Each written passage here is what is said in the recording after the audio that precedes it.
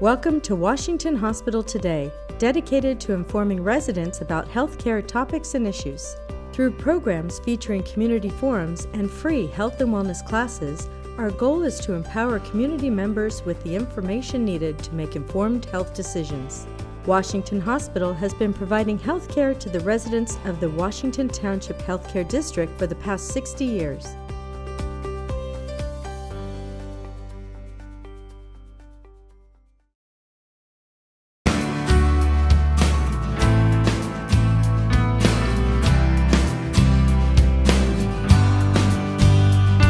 Hello, welcome. Thank you for being here.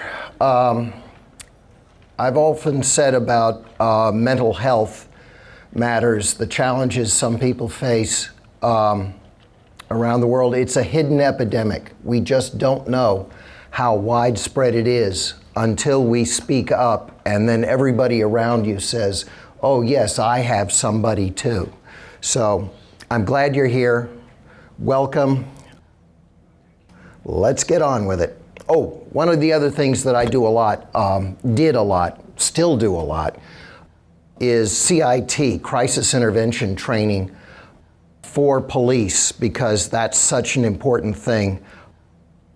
And I've been doing that for about 6 years, and am continuing to do that in spite of retirement, because it is so important about how our loved ones, when there is a crisis, how they're treated out in the field and everything. So that's one of the big important things for me.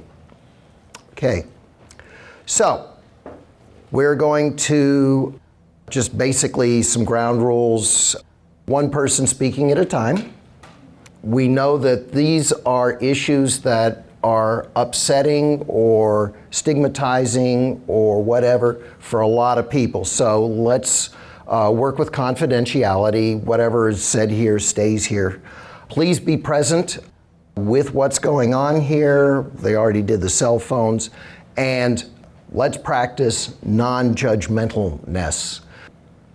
It's a good, non-judgmentalness is a very good tool to have in your toolkit, and we can start here with that. Okay, so what's our problem that we're dealing with tonight? Because the talk is about suicide prevention and crisis prevention. It's because we're dealing with a long-term danger. By the time the crisis happens, by the time somebody is preparing to make an attempt, a lot of time has passed and the opportunities are gone, and it's usually there's not much you can do about it in that time. Okay, so we want to be involved way in advance, months in advance, preparing for that time. That is, preparing by trying to divert the person who's going to be in the crisis, trying to give them alternatives and ways to avoid actually carrying it out, ways to think differently, ways to interact with the people around them. The crisis is in all that time. It's not imminent, and because it's not imminent, you're often not thinking about it. But it's preparing. And when it happens, it's going to happen unexpectedly. But it's when it's not imminent, we tend to think, okay, we're all right for now, and we can let it go. But that's not the time to let it go. That's actually the time you need to act for your loved one in order to keep things safe and be prepared. The crisis will arrive unexpectedly because it'll probably present itself to you as a sudden change. One that you weren't looking for the cues, weren't looking for the risk factors that were moving in. So that and successful responses to mental health situations are counterintuitive. Okay? That is, if you had an obnoxious person at work, or you met them at the grocery store or something, the things you would do in order to distract them or put them away or make them go away are completely different to how you would quiet down somebody who's got a mental health challenge.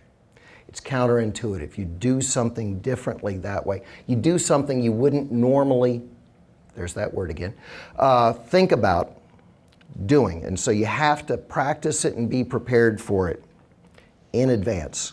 Okay, so why are we focusing on families? Because that's what I'm doing here tonight, is I'm focusing on tools for the family. Simple, easy tools that we're helping, that will help in a crisis situation and leading up to it. Okay, well, for the county and for government operations and for providers, you families, you're free labor, okay? We don't have to file any paperwork for you or anything. You're going to be there, you're free labor. Also, really importantly, you know the history. You've been there since the beginning. You've seen it all, you've seen it escalate, or you've seen it do the roller coaster ride or change over time, but you know the history.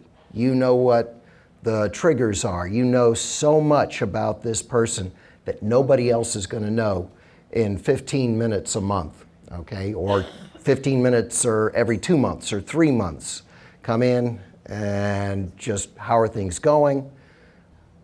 Fine. I mean, I remember my daughter had a bad sprain one time. Doctor comes in and says, how are you? She says, fine. That's normal. That's what people do. Families are there the rest of the time. After the provider's there for their 15 minutes to an hour, families are there the rest of the time. Anything that's going to be carried out has to be carried out by a partnership of the families and the person who's got the challenge, okay? And families care the most. Families generally, to put it mildly, don't have a choice, okay?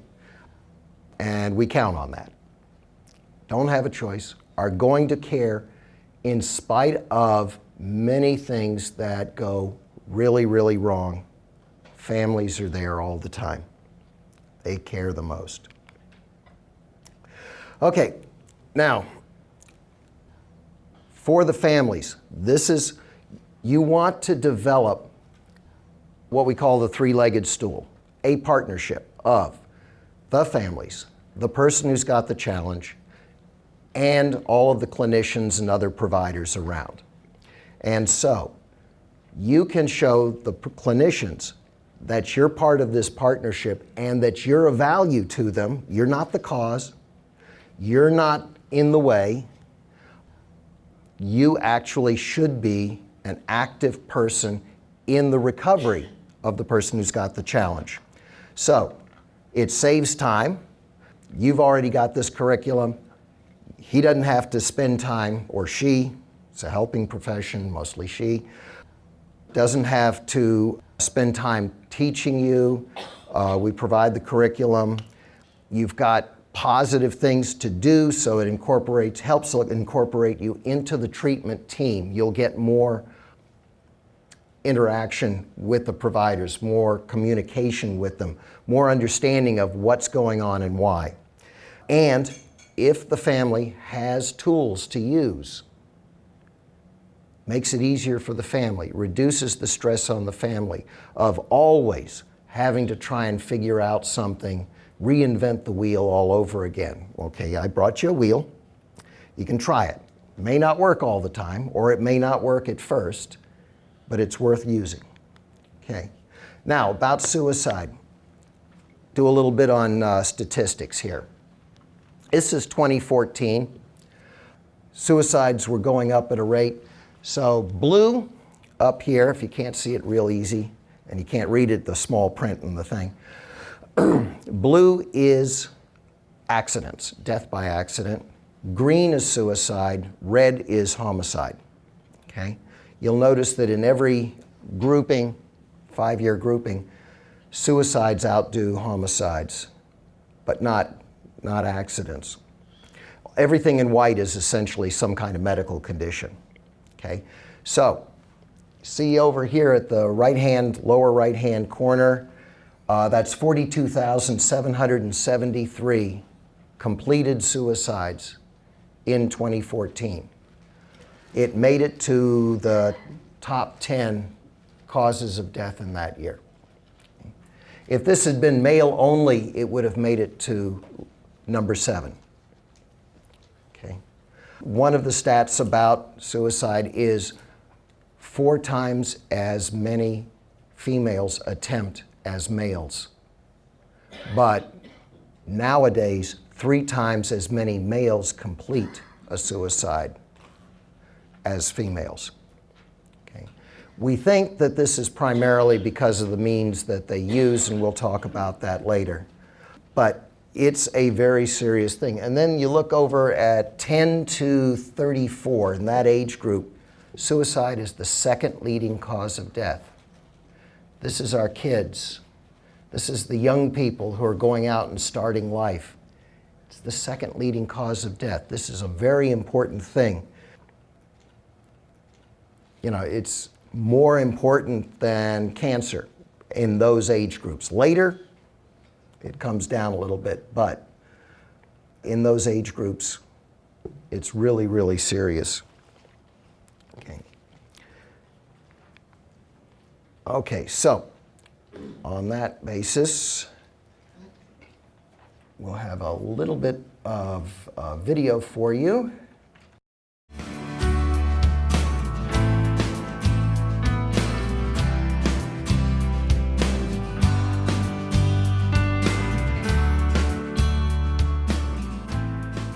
Are you okay?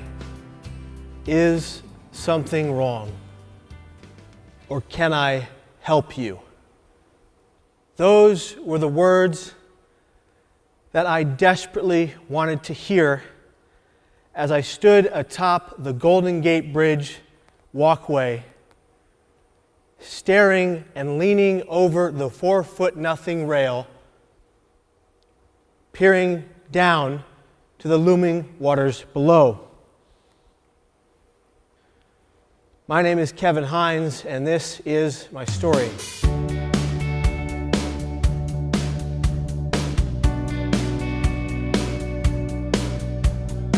I think to do this story any real justice, we must go back to the very beginning. The day I was born. August 30th, 1981, in the great city of San Francisco in this beautiful state. I was born to biological parents Marcia Silvera and Martino Perales. They had 2 things going for them. They had their immeasurable love for one another, and they had, in my humble opinion, 2 beautiful infant baby boys. One then named Giovanni, and one Jordache. They had those 2 things going for them, but they had a great many things going against them.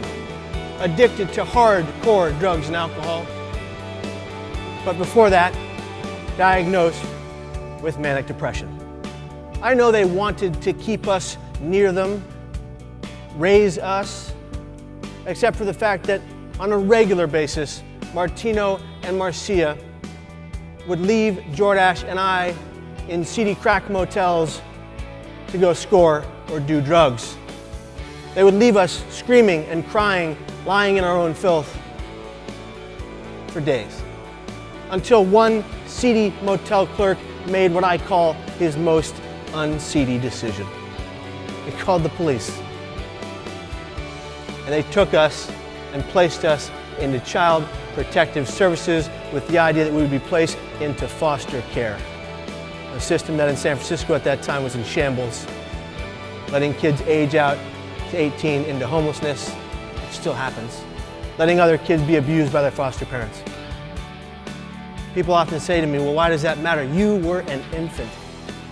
How did that affect you? We all know in this room that the first 3 to 9 months of any infant's life are the most crucial for their adaptation, coping skills, ability to connect. Yeah, I had none of that. Lost my brother, bounced around from home to home to home, having a new mom and dad every couple of weeks or days. I had nothing to adapt to, no one to hold on to. And so I developed, at a very young age, severe abandonment issues and a serious detachment disorder. And as I grew older, I thought to myself, well, you know what, I could grow up, I'll be like my dad, I'll be a banker. I could be like my mom, I could be a nurse. Heck, I can do anything I set my little heart to. Except for the fact that at 17 and a half, like a Mack truck barreling down the road at 75 miles an hour, it hit me. Boom. Extreme paranoia. Like it was out of nowhere. This mania would lead me to do things that were absolutely ridiculous. During these manic highs, these delusions of grandeur, such dark times, such self-loathing, such inner voice hatred.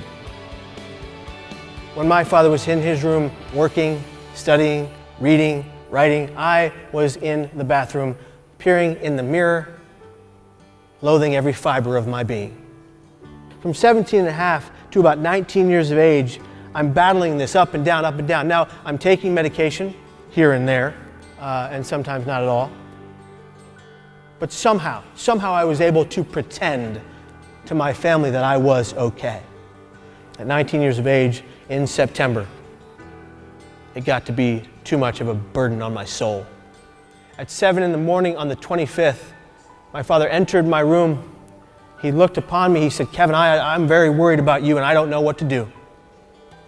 Why don't you come to work with me today?" So my father, we got in the car. We drove to City College, a kiddie corner on the side of City College, San Francisco. And as I looked at my father, knowing what I was going to do, I felt not for what he would feel. I felt only pain, the common denominator in those who attempt and die by suicide with mental struggles, that epic battle with emotional and mental pain you cannot get away from. I kissed my dad on the cheek as I had done since I was about yay high. I stepped out of the car with my right foot, and even though I knew I had to die that day, a tear rolled down my right cheek off my chin, and it landed on my right shoe. With a few clicks of the button, it was done. And there was also gone my medical coverage. I didn't know that all my medical coverage would disappear with those few clicks of those buttons. And that my father, if I survived, which I did, would bear the burden. I walked out to that bridge, feet heavy, heart palpitating, eyes red with tears. After 40 minutes, you guys all know what happened next. Ladies and gentlemen, I have lived 14 years past the day I should have died, and I believe it is for a positive reason.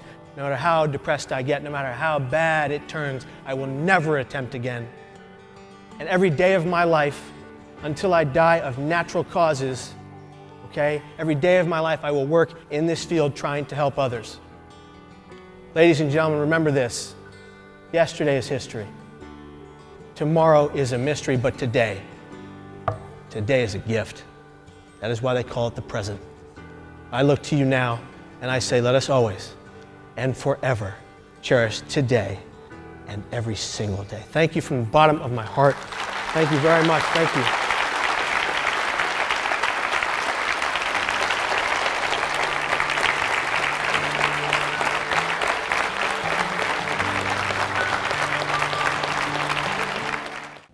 For the family who's going to be dealing with something like what we just saw, we have to radically accept that we're in a situation where this is what is happening. Okay? Radically accept that we are part of it, that it's not going to go away by itself, and it's where our future starts off at. It's real, it is what it is, and we move forward. Next is control is illusory. It's an illusion. We don't control the universe. We barely control the 2 square feet we stand on. We have to accept, again, that we're not going to make somebody get better. We're not going to fix them. Human beings are not cars that are broken that we can put up on the rack, swap out a part, and put them back on the road again. It doesn't work that way. Because we can't control anybody, we have to partner with them. And that's what we're working on here. Develop that partnership, that connection. Now, everybody here, thank you for being here again. You're here to do the best job you can do. Okay? You're not going to be held to super high standards. You can't know what you've never been told. You're here to do the best job you can do, and you're showing that just by being here and hoping that I've got something worthwhile to hear. You're willing to spend the time on that. Okay. Now, again, part of that control thing, we can't guarantee the future. Okay? We know what we want to do. We want to protect our loved ones. We want to make sure that nothing bad happens to them. But the best we can do is change the odds. We can make it more likely they'll survive. We can't guarantee it. Okay. Now, don't lose sight of yourself or the rest of your family. Your loved one, it's real easy to focus on them full time because their needs are so great. But remember, what anchors them is the whole family. Some wise clinician one time said that mental health challenges are not things that happen to people, individuals. They're things that happen to families. Okay? This is happening to your whole family. You have to make sure that the whole family is also in recovery, not just the person who's got the challenge. It's everybody. Don't lose sight of yourself or the other people in the family. And I'd have a whole slide just on this one and do it 7, 8 times down. Don't do this alone. The protecting your loved one is not something you can do by yourself. Nobody survives this kind of caregiving 24/7. You'll break down sooner or later.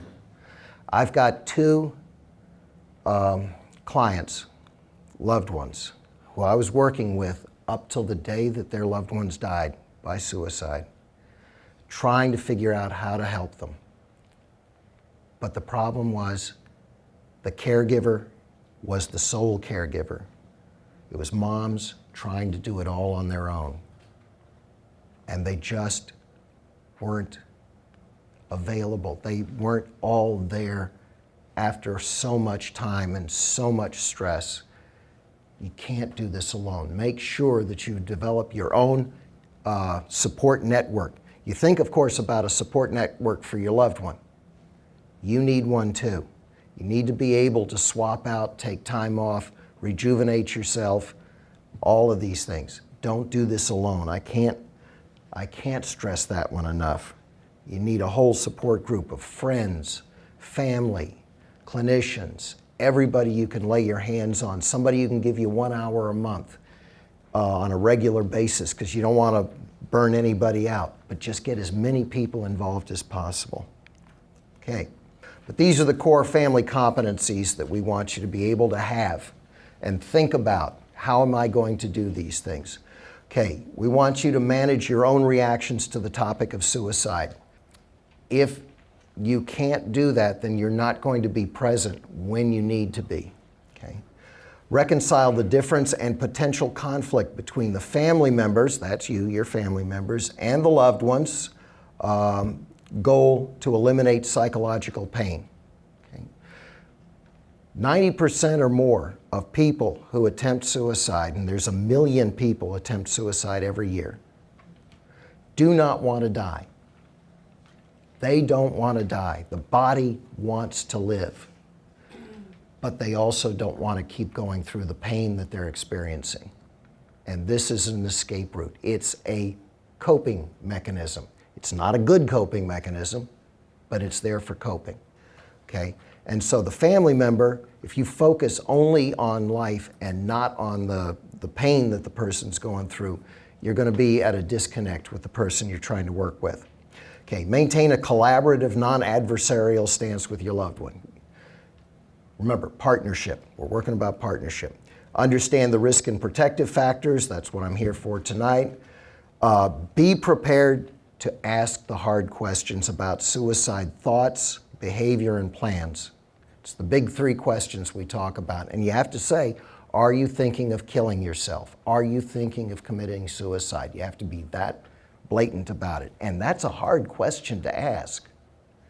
But you have to ask it. You're not going to be giving somebody the idea to do something that they wouldn't do. But if they are thinking about doing it, they may well be very glad to have somebody ask them so they can talk about it, because they're not going to bring it up on their own. You have to be open to seeing the warning signs. You have to be able to make a realistic assessment of your own ability and time to assess and care for a suicidal loved one. You have to be able to go out and gather information from others, their friends, other relatives, people they work with, whatever. People who know them when you're not present. Collaborate on a low invasive monitoring process, because you just want to know what's going on. But I mean, you wouldn't want somebody poking into your business. They don't want somebody poking into their business, so low invasive. Collaboratively develop an emergency plan with your network. All the people that are part of your support network, you need to have an emergency plan, not only for yourself to put into operation, but if they're taking over, being around, or whatever it is that day, they have to know what the emergency plan is too. One of the brochures out there, the one with the green in the upper right-hand corner of the front page, that's a 5150 brochure, and that's got a lot of information on when it does get to the actual crisis, what you can do and what to know about. Okay. Document items related to suicidality. What were the thoughts? What were the intent of method? Did they have a plan? Did they have the means? And understand the legal recourses in crisis situations, and that's the Welfare and Institutions Code 5150 and AB 1424, which is the law that says you as a family member have a right to insist that police and providers who are going to be doing 5150 assessments hear your historical evidence of your loved one, okay? Because if your loved one's anything like my loved one, they can pull it together and be more normal than you, okay, when they need to. When the police show up, they can do that. And so the police or the psychologist need to have that kind of information that they can't see in front of them. Otherwise, they can't make a proper assessment, okay? Okay, jumping right into the risk factors. Basically, does the person have a diagnosis? 90% or more of people who complete a suicide have a diagnosis already. And a real big risk factor is any previous attempts on your loved one's part, or a family history. Great Aunt Ida, spent a long time in the asylum because she attempted a couple times, something like that, or an uncle or great-grandparent, somebody in your family line somewhere. If they've attempted, then you've got a huge jump in the risk factor. Has there been self-injury? A lot of kids go through that in their teens because it's a way of release. But it's also a risk factor. If you see that, or if your loved one is wearing heavy long-sleeved shirts or something in the middle of the hottest summer ever, then maybe you should look into it. Another risk factor is loss of capacity or of status, especially older white men, including terminal illness. That is one of the reasons I think that suicides went up regularly during the Great Recession was so many people lost their job. And in this society, when you lose your job, you've lost your status, you've lost your standing, you've lost your right to show your face in public almost. That is so important. And when you lose that, you no longer have a reason to live. You can't be who you think you're supposed to be. Is the person isolating? You might be in isolation because your mental health challenge led you to do something that got you put in jail. You might be at an inpatient facility, John George or Fremont Hospital or someplace. There might be a divorce because of the stressors, job loss, death in the family. Some people have self-imposed isolation. They go to their room, don't come out for months. They may not eat for long periods of time. Hygiene may be bad. This is a risk factor. Is there a history of trauma? What's called the adverse childhood events, I think. ACE study shows that a history of early trauma leads to bad things happening to you both medically and psychologically later in life. You can have physical or sexual abuse younger in life. There may be natural disasters. There could be war. We all know about soldiers who come home with PTSD and such, the suicide rates that we hear about for veterans, immigrants who've been through terrible things and don't have the language or the opportunity to express themselves and be heard. All that stuff makes things worse. Some groups are subject to what's called minority stress, especially adolescents from Native Americans, LGBT community. That extra stress leads to higher rates. And one of the nasty risk factors is lethal means at hand, and especially firearms. Can't stress this enough. Remember I said that essentially males are 12 times more likely to die from an attempt than females. Primarily that's because they like to use firearms. Females like to use poisons. Okay. But there's a risk involved. There's things happening out there. Give you just 3 data points. 1, women attempt very frequently relative to men. 2, women prefer poison. That's the #1 method. Okay.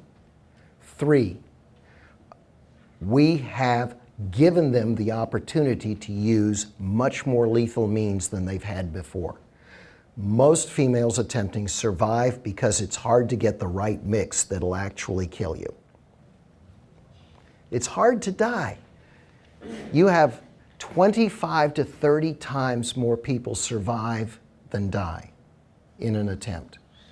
It's not easy to die, but we've been, with the opioid crisis, if you've heard about that, we are handing out extraordinarily lethal means, and women used to survive 4 times more often than men. That is, men died 4 times more often than women. That's now 3 times more often.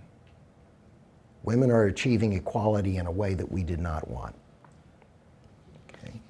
Okay. Recent warning signs. Current ideation. Remember to ask. Most of the time, like 75% of the time, they'll tell you and be glad to talk to you about it, to have somebody to relieve that pain to. Are they currently symptomatic? Whether that's paranoia, the voices are telling them to do it, anxiety, depression, these things, is it in a worse stage than usual? Do they have, in that time, are they generally hostile and oppositional behavior? Do they use direct action and hostile behavior or violence as a means of getting what they want in the world? Possibly a fairly rapid change not typical of the person. That is, something that they've been going along for years, doing okay, and then all of a sudden they've got a whole new set of friends. They're dressing differently. They're sleeping a lot or not at all. loss of enjoyment. It's called anhedonia. Things they used to love to do, whether it was sports or chess or whatever it was they liked doing, they don't do it anymore. Doesn't give them any pleasure. They feel that they have no reason to live. They talk about it in indirect ways, perhaps. There's no reason for me to be here. You'd be better off without me, those kinds of things. Hygiene, we've talked about that before. Engaging in risky behavior, all these things. Recent increased use of alcohol or drugs. Sometimes it's usually self-medicating. They're trying to deal with internal psychic pain this way, temporarily. Recent onset of antidepressant medications. This is something to watch for. It's unclear 100% why this happens, but when you first start a regimen of antidepressant drugs, you've got a 2 or 4 week period in which you run an increased opportunity or a chance to attempt suicide. We think, we meaning I and my colleagues, that this is from increased energy, but the thoughts don't change for 2 to 4 weeks. The antidepressant doesn't change the depression for a while. It takes a while for that to build up. But now you have the energy to go and do the things you've been thinking about for months. So that's a time of increased awareness, vigilance. Are they gathering the means? Are they saving up their pills? Have they just bought a gun or something? Are they settling affairs, paying up bills, giving away their prized possessions? Are they saying sorry to a whole lot of different people? Are they suddenly at peace? This is when somebody has been angry at the world or miserable and feeling that they never get anywhere in this world, watching all of their friends grow older and move on with their lives, but their life is staying the same, then all of a sudden, everything's okay. I'm fine. Means that they've come to a conclusion. They've made a decision. And now they know the pain's going to stop. That's a big warning sign. It looks like everything's, it's better. He's feeling better today. I'm so glad. I can go to the store now. It might actually be just the opposite. And then for our adolescents especially, romanticization of what it means to kill yourself. If you're at a school, I know Pleasanton and over in Palo Alto, they have what they call clusters, groups of kids, one after another, killing themselves in the same way. Copycats, suicides. Are they romanticizing it? Are they saying, wow, George stopped in front of a train and now there are 20 counselors at the school and there's a big memorial to him and everybody's talking about him and everything. And I want that for myself. If that's something that appeals to people, that can be very dangerous that way. Okay. Means and methods. Firearms. Get rid of them. Totally. Ask your friends to get rid of theirs. Now, you can lock them up. They've got trigger locks and instant safes and everything like that, but I've never seen a teenager who couldn't figure out where you hid the key, what the combination was. They're going to get in there one way or another. Also, there are videos on YouTube as to how do you open up a gun safe. Just get rid of them. There's no good for them in this situation. Poison. Okay, poisons come in household chemicals, prescription medications, over-the-counter medications, in combination. People try all sorts of different combinations. Household chemicals, people swallow bleach. Most people survive. And one of the things you can say to somebody who's thinking about it is, what if it doesn't work? What if you survive, but then you become dependent on somebody because of the harm you've caused yourself. It's not worth the chance. Asphyxiation, which is a poison also through car exhaust, suffocation, all different ways you can suffocate yourself. A fall from height, but again, it's not that easy to die. People survive from a 7th-story jump onto concrete. People survive. Not many, but some people survive 200 feet off the Golden Gate Bridge. It's not, it's hard to do. Impact, jumping in the path of a vehicle or getting your own vehicle and running it into some kind of barrier, a tree, something like that. Piercing cuts, that's some sharp object, and you can make sharp objects out of a whole lot of things. Again, most people survive that actually. Burning, getting a gasoline or something. Electrocution, throwing a high amperage or whatever appliance into the tub with you, or some other way of electrocution. Again, very difficult. But these are the ways. These are the things when you do an assessment of your own house, where would they find these? Is there some way I can make these removed or difficult to access? Okay, let's talk about the kids, the adolescents, especially. You saw up there there's something happens in the brain. It's around 10 years old. Something clicks, and suicide becomes something to think about. In rare cases, there are kids younger than 10 who feel an impulse to do so, but it's rare. Becomes common at age 10 or about, and it grows from there. This is all in part of how brains develop. So, in connections versus neurons. Basically, when you're born, you have more neurons than you'll ever have again in your life. Okay? But you have the fewest connections. You have the least ability to think, to remember, because all of that's in the connections. As time goes on, you trade. The number of neurons goes down, the number of connections goes up. Okay? So, over time, when we talk about brain plasticity, we're talking mostly about connections. It's really hard to grow new neurons. We can, however, rewire the brain in terms of where the connections are. Now, the brain matures from back to front. And it's in the back is where emotions are.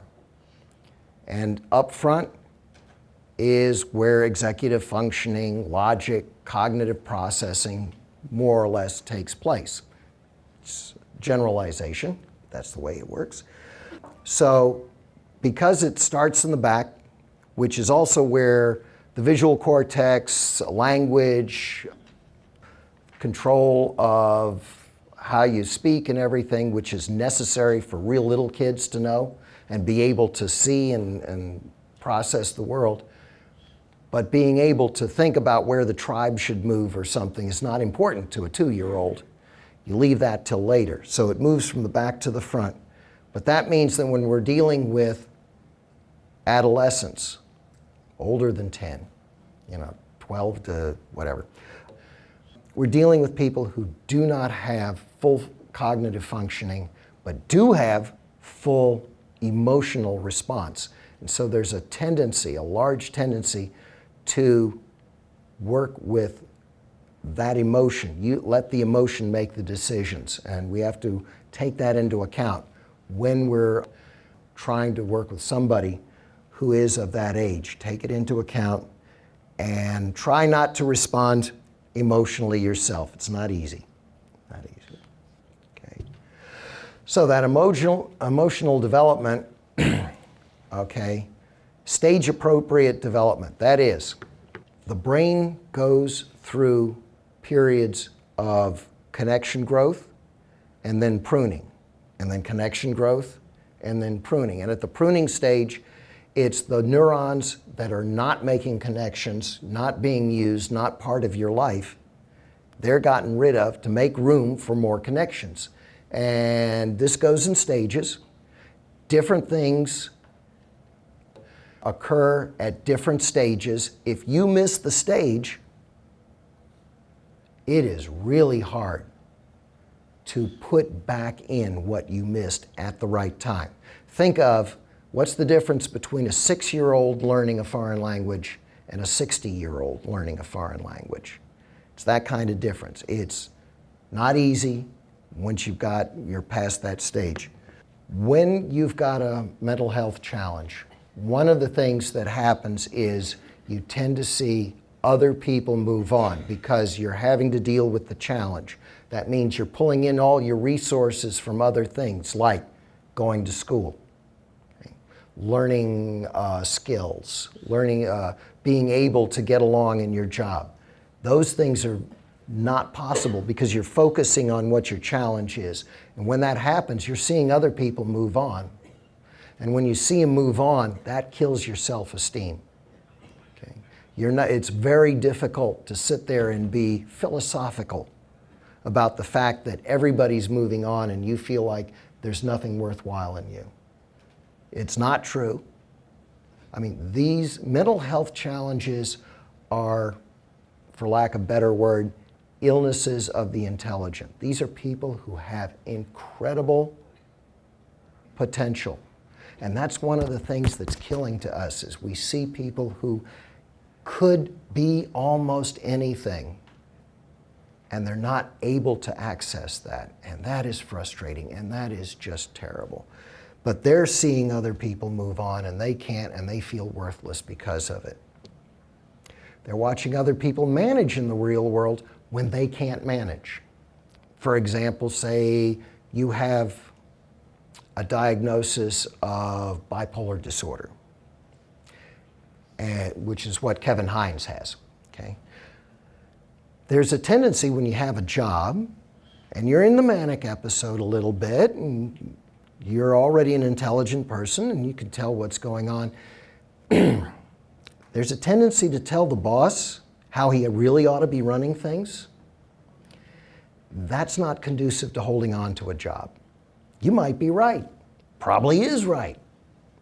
Doesn't matter. It's that emotional control of knowing when to speak your piece. Okay? Watching others have relationships.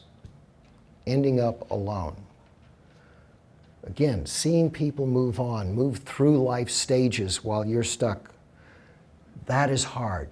It is really, really, really hard to watch that happening and figure that you've got to focus on what's here and now and later you'll hope to have some of that. That is very difficult. And anger is a secondary emotion. Tend to think of anger as a primary emotion, but usually anger comes out of something else. Fear, frustration, resentment, all sorts of things that end up as anger, and then we lash out. It would be good for us as family members to try and look for the underlying emotion or cause of the anger. The anger's not by itself part of the person or part of the problem, really. It's consequence. Okay. People who've got a challenge have constant pain. Psychic pain, sometimes physical pain, some kind of duress that seems to come from outside. It's constant. Nothing special about people who've got a challenge except that they've got this psychic pain. Other people, psychotypicals, can have constant pain, will react in almost exactly the same way. Okay? People with cancer, people who've got chronic pain problems, other kinds of problems. If it's constant, if you've got to focus on it, then what you focus on is how do I make it stop? Other things become secondary because you can't deal with the rest of the world until you make it stop. because you're spending all your time on how do I make it stop, you're focusing on yourself when you do that.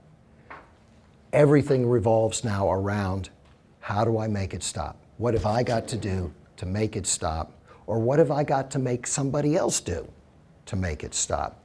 And after years of this, it becomes more than a habit. It's ingrained. You lose sight of other things. It doesn't start off that way right at first, but over time, constantly, 24/7, nobody survives whole going through that and not being able to ameliorate it. Okay? Anxiety becomes chronic because at any moment you might expect the pain to get worse. And so you're not only concerned about how you feel in the present, you're worried about the future, the immediate future. That becomes chronic. That becomes a focus, again, in relationships too. This is going to affect family relationships. And that's one of the things families have to understand. It's not actually meant for you. It's meant for some way of making the pain stop. So, the manipulation. Now, you hear a lot about people complaining that somebody who's got a mental health challenge is manipulative. It does seem to be that way, can seem to be that way, if they're pushing for you to do something for them. But it's not from being a manipulative person. It's for easing the pain. They can't do it. Okay? They've tried, it doesn't work, the pain's still there.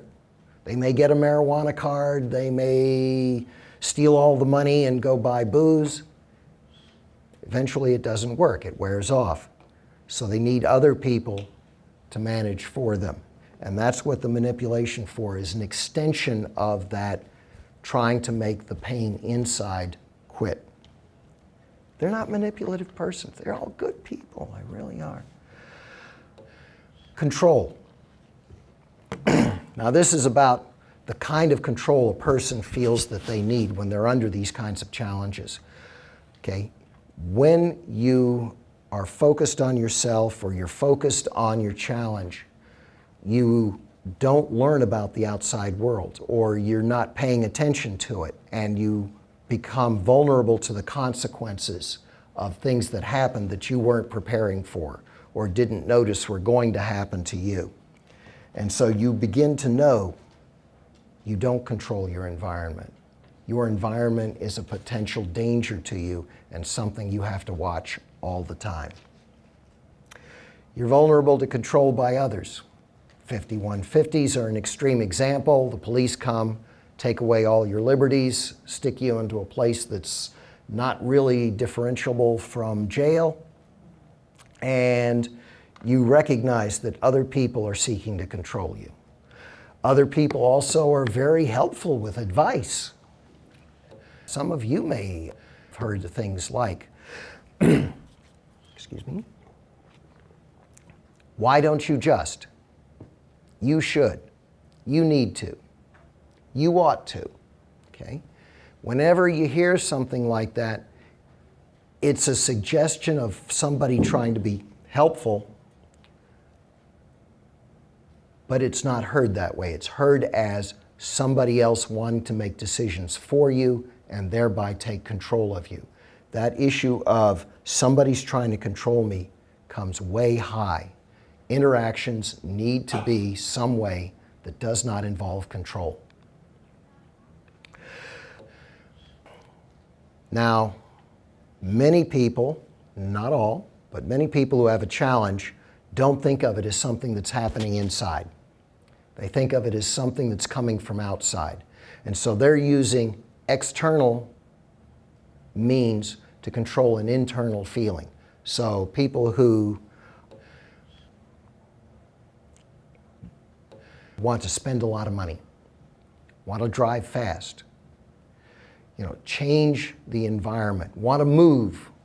This town is just toxic. I need to move someplace else. All these external changes are an attempt to change something internally, and whatever temporary effects they may have are going to go away in short order. You won't be able to make something internal go away purely from external changes.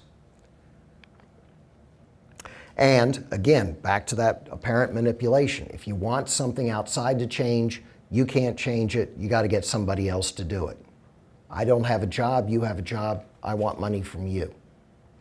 I can't afford a car, I can't afford insurance, I want to borrow your car. Okay? Using others to obtain something. Okay? The feeling that all bad things are caused by others. Okay? It's again, that thing of it's from outside. And we'll get to more later on cause and effect. Okay? That's control. You're working with somebody who is very, very sensitive to hints of control. Okay? Okay, it's domination of the present, meaning here and now. Okay? Pain only exists in the present. I hurt now, I don't hurt tomorrow. Worrying about extra pain tomorrow doesn't make my pain go away today. Furthermore, telling me that I got to stick with the pain I have now and that I'll still have it tomorrow, but the only reason to do it is because tomorrow my pain would be worse if I don't. That's not going to have a real effect. It's difficult to think of that tomorrow when you hurt right now, when everything is, you'd give anything just to make the pain go away for 5 minutes, even if it's going to hurt worse later. Just getting out from under. Actions and consequences become disconnected. That is, the fact that tomorrow you hurt more because of something you did today is going to seem more like somebody did something to you than you think back to yesterday. I did that, and now this has happened to me. They become disconnected. It's very difficult when somebody is focused on the here and now because of the constant pain to get them to see consequences connected to actions. And so when you're working to develop that, you have to start with consequences that are immediate and natural to the actions, and then you can slowly over time expand the duration until they get the idea that consequences can happen in the future. Okay? And again, all bad things in the present caused by somebody else. Okay? And hypervigilant. The anxiety becomes constant. If you're anxious, you're always looking for something that's there. Anxiety is fear of the unknown, basically. You may give a reason to it. Brain's good at giving reasons to things you don't know what they're there for. But you're always looking for stuff. You're looking for potential hostile intent in anything. And the people who you depend upon, because you can't provide yourself with food, clothing, and shelter perhaps, and you need somebody else to do that, you know that you're dependent upon them, and therefore you are vulnerable. They can take these things away. And so you're looking all the time for any potential control to be exerted by your caregivers, the people who care for you the most. You start fearing them. Now, depending on what kind of challenge you have, some people may be heavily influenced by delusions, and will be highly resistant to counterfactual. That is, if you're sure that the aliens have put listening devices and can read your thoughts, and the listening devices are in the wall, even opening up the wall won't prove that that's not there. Telling people that there are no aliens will not convince them. So just because you tell somebody it's not true, or they run into something in reality that shows that it's not true, may not have an effect. on somebody. So, okay. Concrete cognition. Everything is exact, specific, discrete, concrete. Get rid of abstracts. If you're going to communicate with somebody who's got a challenge, really keep it in the concrete, okay? Abstract understanding tends to go away. And that may even mean idiomatic language. That is, things like, go clean your room, okay? You'll get a room cleaned the way they think it's clean, okay? Clean is simple, okay. Yeah, I picked up something. It's clean now. If you want it clean, you got to be real specific and exact. Take all the dirty clothes, put them in this bag, leave the bag just outside the door. Take all of the dishes, bowls, utensils, pick them up, carry them, and put them in the sink. Has to be specific. Otherwise, you may not get through.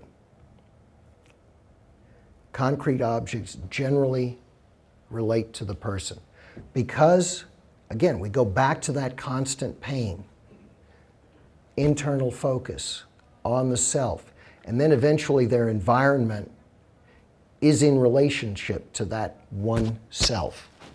And so things have meaning because they mean something to me, or they have a relationship to me. And so if I walk outside and 100 crows all of a sudden start swirling, that's a message to me. It's happening because of me. And so you have to always be aware that anything you say, anything you do may have an effect because it'll be about a special relationship. You could be talking about something else, but generally you're going to be walking into somebody is going to think about it in terms of how it affects them. This isn't weird. I mean, this is not strange. The difference between people who have a challenge and people who don't is one of degree, not of quality. They're not a different kind of person. They're reacting to stresses we don't go through generally, maybe temporarily, but the reactions they have are not different from the reactions we would have if we were going through the same thing. Okay, it's a difference in degree, not of quality. They're not different kinds of people. They have different kinds of stressors. Okay. Making an assessment. Okay, list the most usual symptoms. Just keep a list for yourself so that you know what is mostly happens around you. What's the quality of insight of the person? Some diagnoses, about half the people don't know that they have the challenge that they've got. So they have no insight. And so telling them what they need to do to be better at their challenge is going to fall on deaf ears because they got nothing wrong with them. You've got a problem. They don't. Otherwise, if they have insight, then you've got some common ground to work with. Okay. Ability to cooperate. Depending on how much agreement you have, able to tolerate what level of stress, how much can you ask of the person, how long can they stay at the grocery store with people wandering around and stuff. Are they able to operate in the present well? Mindfulness, how much mindfulness can they exhibit for how long? Because you want to work with this, not try to impose it. And if you know that your loved one has long-term goals in this world, tie everything you do to those goals. Work towards them a bit at a time, because that's something that they will work with you on. And if you don't have buy-in, you will not get recovery. Okay. Now, language matters. First, do no harm. Okay? If you're digging yourself into a hole and things are going bad because of how you're talking to somebody, stop. Pull the plug on it. Try and do a do-over. Give it some time, go back and try again. Don't increase the stress. Learn how to communicate in a way that doesn't increase stress, and do not use language that defines the person. So, people can have the challenge of schizophrenia, but they are not a schizophrenic. They're a human being who has undergone the challenge of schizophrenia, or depression, or OCD, or whatever it is that's our best understanding of what these challenges are, because we really don't have that good an understanding of what they are, causality and such. So it's a murky world out there. Communications. Use I statements. Own what your feelings are. Try to get rid of the word you in these I statements, okay? I feel bad when I'm yelled at, rather than when you yell at me, because that's still that kind of accusatory thing. I statements. Keep it simple. Really, keep it simple. One person at a time. You get two people trying to help each other, convince a third person, and they're both going at it, the filtering is not going to work. They're going to explode just on this extra sensory input. One person at a time. One topic at a time. Keep it simple. I go by the rule of three, I call it. 3 topics, max. 3 chores that you want the person to do, max. 3 things that you want them to improve on, max. Keep it doable. Keep it down to a small number. In any conversations, keep your voice low and get it lower if their voice raises. The voice will tend to follow yours. If you escalate to make sure you're heard over them, they'll do the same back again. You're off to the races. Leave time between sentences.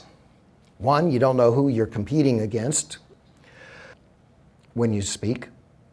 You don't know what kind of cognitive processing is necessary. You don't know what kind of other sensory inputs are competing for the attention for what you're saying. The dog may be barking, the TV may be on, there may be a fan whirring. These are all huge competitors for your time. So give it time in between. I count to 10. Somewhere about 7 or 8, I usually get a response. Makes it much better that way. Okay, LEAP.